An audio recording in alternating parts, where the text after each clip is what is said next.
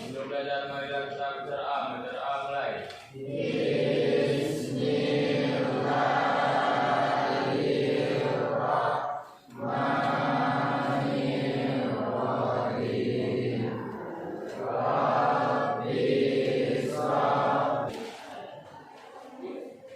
Agus Salim, Ahmad Yusuf,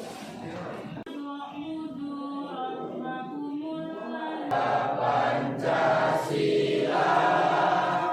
Pada pertemuan sekarang ini kita melanjutkan itu materi yang minggu lalu ya. Materi kita kan tentang apa? Kalian masih ingat tak? Nah, silakan bilang. Perang Vietnam adalah perang saudara yang terjadi di Vietnam Utara dengan Vietnam Selatan yang diakibatkan oleh perang Vietnam ini ada kaitannya nanti dengan materi kita minggu ini. Kita sekarang ini lanjutannya masih ada kaitannya nanti dengan yang minggu yang lalu. Itu kita masuk kepada runtuhnya USSR atau Uni Soviet. Nah, sebelum kita masuk ke materi tentang Uni Soviet atau USSR ini, yang ingin Bapak tanyakan ke kalian ini pertanyaan umum saja ya. Boleh siapa saja yang menjawab. Kira letak negara Uni Soviet itu di mana?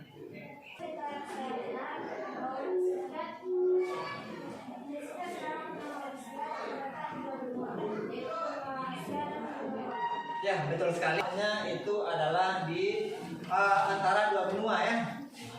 Uni Soviet ini terletak di benua Asia ada dan sebagian lagi juga nanti ada di benua Eropa. Tapi kebanyakan wilayah ya, kalau wilayah secara geografis ini bukan secara politik. Ini Uni Soviet ini kebanyakan berada di benua Asia. Nah, pertanyaan Bapak yang kedua kaitannya juga nanti dengan pertanyaan yang pertama. Pernah tak kalian mendengar istilah komunisme? Ya, komunisme ini adalah sebuah ideologi. Tahu ideologi? Indonesia termasuk negara komunisme atau tidak? Tidak. Berarti kalau ideologi kita sebagai warga negara Indonesia, apa ideologi negara kita? Pancasila, demokrasi Pancasila. Salah satu ideologi yang membuat orang-orang luar itu iri dengan negara kita. Indonesia. Kenapa? Karena Indonesia ini ideologinya Pancasila. Kita berbeda-beda ya. Kita dari Sabang sampai Merauke itu sukunya banyak ya.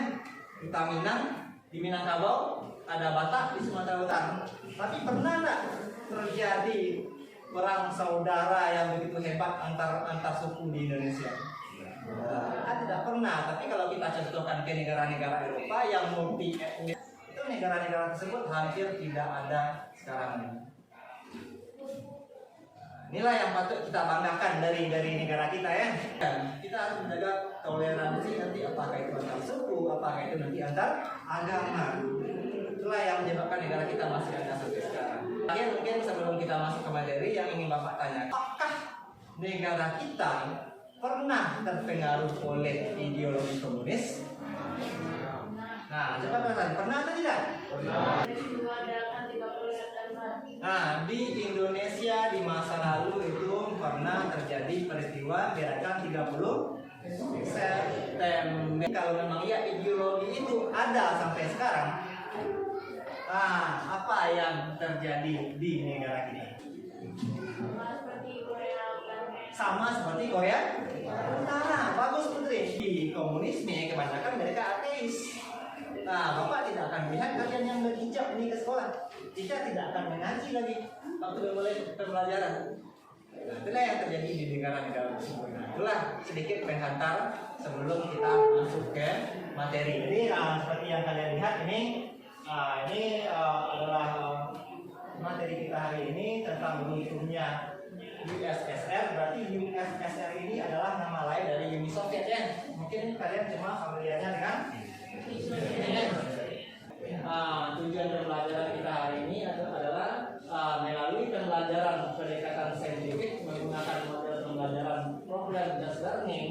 Itu kalian bisa mengevaluasi peristiwa kontemporer tentang USSR dengan rasa ingin tahu tentang manfaat pembelajarannya.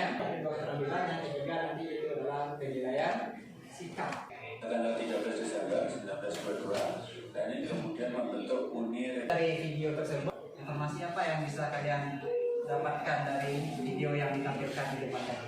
Ya, silakan Alia. Kerajaan dipimpin oleh seorang san, raja, hingga akhirnya pada Revolusi Oktober tahun 1919 pemerintah san dipilihkan oleh masyarakat komunis dan dipimpin oleh Vladimir Lenin. Ya, bagus Alia. Ini sebelum menjadi sebuah negara, awalnya itu adalah kerajaan Rusia dipimpin oleh seorang tsar. Tsar ini gelar. Kalau misalkan tsar ini ada di Indonesia, sebutannya apa? Tsar ini ya kalau nggak raja, kalau nggak sultan. Sampai di sini ada nggak yang ingin kalian tanyakan? Ada 5 kelompok ini ya. Ada 5 kelompok. Nanti ada 4 lagi. Jadi masalah yang akan kita ambil nanti dari pembelajaran dari sisi kelompok kalian. Yang pertama itu nanti itu adalah tentang lahirnya atau lahirnya USSR atau Uni Soviet. Itu nanti tentang perkembangan Uni Soviet. Berarti ini ketika negara Uni Soviet mulai ada. Dan kalian nanti akan dapat bagi per kelompok. Dalam kelompok 1 itu ada Adrian Suka, Agus Salim, 1, 2, 3, 4, 5. Tampilan kelompok silakan menyebut bahan ajaran APD depan. Ya, dari lahirnya sama kayak sejarah. Sejarah ini kan cerita sejarahnya kan lahir berkembang runtuh. Jadi kalian bagi-bagi peran ini. Siapa yang mencari, siapa yang merangkum nanti ya. Cara kerjanya nanti kalian cari dengan apa? Dengan aja. Yang mencari bahan. Oke. Tapi kalau ada kalian ragu nanti tanyakan ke bapaknya. Itu yang dari lahir sampai itu kan materinya bahan belajarnya kan sudah juga di sini yang juga. Bapak mengharapkan di sini ya ada sedikit perbedaan dengan yang ke-6-nya karena ke-6 kemarin kita belum terlalu konseptual ya. Tapi apa yang Bapak kasih itu nanti apakah pada waktu itu kita sudah memiliki hubungan dengan Indonesia ya. Ini kelompok 5 yang terakhir. Sudah ya.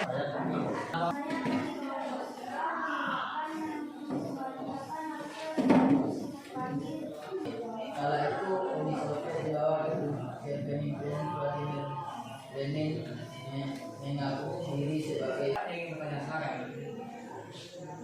Jadi yang bertanya dicatat tulisannya Bapak juga akan ikut merangkum apa yang akan ditanyakan. Assalamualaikum warahmatullahi wabarakatuh. Waalaikumsalam warahmatullahi wabarakatuh. Saya selaku perwakilan kelompok 2 yang bertanya bagaimana perkembangan negara Uni Soviet di bawah kekuasaan Joseph Stalin. Assalamualaikum warahmatullahi wabarakatuh. Waalaikumsalam warahmatullahi wabarakatuh. Saya perwakilan dari kelompok 5 ingin bertanya kepada kelompok 3. Bagaimana hubungan Uni Soviet dengan Indonesia pada masa Orde Lama atau pemerintahan Soekarno? Perkembangan negara Uni Soviet pada masa Stalin. Baik, saya jawab. Uni Soviet yang awalnya memiliki paham sosialisme berkembang menjadi paham komunisme. Baik, sekian jawaban dari saya. Bagaimana hubungan Uni Soviet dengan Indonesia pada masa Orde Lama atau pemerintahan? Hubungannya itu terjadi kerengganggan Uni Soviet terjadi setelah Indonesia menghadapi gejolak sosial dan politik akibat pecahnya gerakan 3000 SPKI pada tahun 1955. Orde Lama ini kalian gimana negerinya? Indonesia ini pandangan politiknya bebas dan aktif. Dia bebas dan tidak memihak kepada negara manapun. Nah, di Indonesia pada awalnya hubungan antara kita Indonesia dengan Uni Soviet ini sangat harmonis. Harmonis. Ya, samalah kayak kalian dengan pasangan di luar gitu. Samalah kayak ayah dan ibu kita. Hubungannya bagus. Apa buktinya? Pada masa pemerintah Orde Lama itu muncul partai besar ya. Salah satu partai besar yang bernama PKI. Nah, PKI ini kepanjangannya kalian harus tahu itu. Coba si Ibnu, apa kepanjangannya? Partai Komunis Indonesia adalah kelompok 5. Silakan kelompok ini. Terus Assalamualaikum warahmatullahi wabarakatuh. Waalaikumsalam warahmatullahi wabarakatuh. Baiklah, kami dari kelompok 5 akan membacakan hasil diskusi kami yang akan dibacakan oleh Ilham. silakan ya. Akhirnya berdasarkan atau Uni Soviet. Sebelum Uni Soviet berdiri, negara yang menaungi ataupun Tujuan dari dilaksanakannya konsep kita yaitu akan menjadi awal kehadiran total Uni Soviet. 4. Rosnad atau keterbukaan. Rosnad di Uni Soviet yang mereka memiliki hak milik atas suatu negara dan perusahaan swasta. Menjaga rakyat menyuarakan pendapat di media massa, membiarkan media yang memberikan berita beragam yang ditulis rakyat, dan membiarkan masukan bentuk kebebasan agama dalam beragama.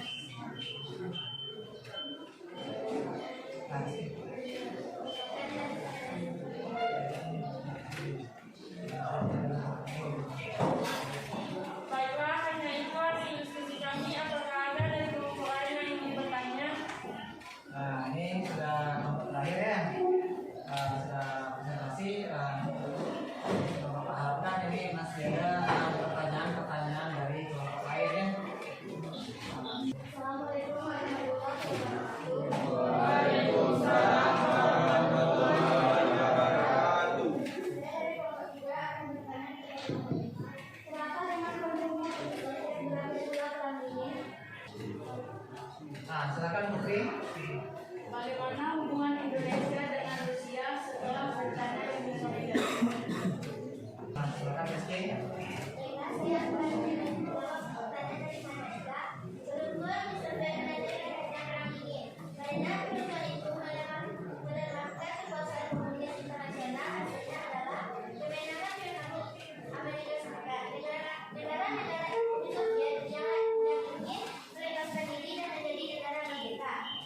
Baiklah, saya akan menjawab pertanyaan dari Putri. Bagaimana hubungan Indonesia dengan Rusia setelah pecahnya Uni Soviet? Hubungan Indonesia dengan Rusia setelah pecahnya Uni Soviet adalah sempat merenggang sejak runtuhnya Orde Lama di bawah pimpinan Presiden Soekarno. Kerenggangan hubungan dengan Uni Soviet.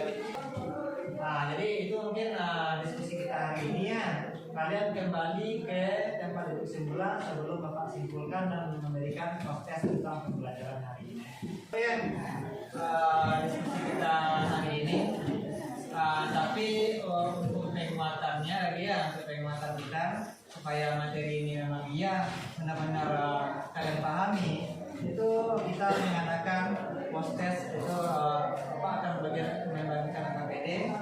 Pendataan ini paling lama ini cuma sekitar 5 atau 7 menit. Silakan kita bilang dijemput ke depan dan dibagikan ke teman-temannya.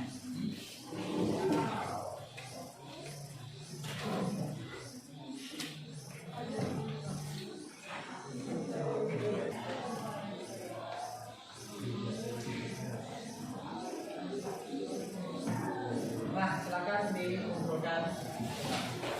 Kita sudah mulai memasuki akhir pembelajaran ini ya. Sedikit refleksi mungkin untuk hari ini. Itu kan kita mulai dengan menyanyikan lagu Indonesia Raya dan juga ada juga mengucapkan. Dan juga itu sudah mulai juga kita Bapak menerangkan bagaimana langkah-langkah dari diskusi yang akan kita laksanakan, dan diskusi pun sudah dilaksanakan dari Bapak Agar, itu sudah sangat bagus ya. Jadi tadi itu pemahaman kalian tentang Uni Soviet ini lebih bagus daripada pada waktu kita menampilkan tentang Vietnam ya. Semoga saja Bapak berharapnya seperti itu. Jadi sedikit Bapak ingin menyimpulkan pembelajaran hari ini. Materi sebenarnya kalau tentang sejarah kontemporer dunia itu berkaitan antara satu negara dengan negara lain. Awalnya kita kan tentang Vietnam. Setelah itu kita sekarang masuk ke Uni Soviet atau USSR. Jadi sedikit tentang USSR ini, sebelum menjadi negara Rusia sekarang, dulu namanya Kerajaan Rusia yang dipimpin oleh seorang Tsar. Dan yang terakhir yang memerintah di Uni Soviet itu namanya Tsar Nicholas II. Apa yang terjadi pada masa Tsar Nicholas II yang anti komunisme yang menggunakan dengan pelatihan penumpang banyak kalau zaman dulu ya. Pokoknya anak-anak bekas ex PKI itu ya nasibnya ya mereka tidak terima, mau jadi PKI nggak bisa, mau jadi pekerja nggak bisa, mereka dikucilkan. Itu yang terjadi. Nah, tapi setelah beralihnya ke demokrasi, setelah negara Rusia ada ya, bagaimana hubungan kita nanti dengan negara Rusia itu sudah mulai normal kembali. Nah, hubungan kita dengan Amerika juga dekat, kita dengan Rusia kan juga dekat. Nah, ini yang terjadi. Nah, jadi ya apa contohnya kalau memang iya hubungan kita dekat, kita kan tergabung dengan banyak dengan organisasi yang sama. Di PBB kita ikut, Rusia kan juga ikut. Nah, di organisasi ini kita ikut, kan Rusia nanti juga ikut. Apakah ada diplomat kita di Rusia? Nah, ada. Apakah ada diplomat Rusia di kita? Ada. Itu yang menandakan kalau sebuah negara itu mengalami hubungan baik dengan negara lain. Nah, tentang konflik yang terjadi ya Indonesia ya tidak memihak ya, tapi hanya menyerukan perdamaian. Mungkin itu saja pembelajaran kita hari ini yang saya simpulkan. Mudah-mudahan kalian paham nanti dengan semuanya ya. Mungkin itu saja. Sebentar lagi kalian pengalaman yang kedua ya. Ya mungkin itu saja. Terima kasih untuk hari ini. Kita ucapkan assalamualaikum warahmatullahi wabarakatuh.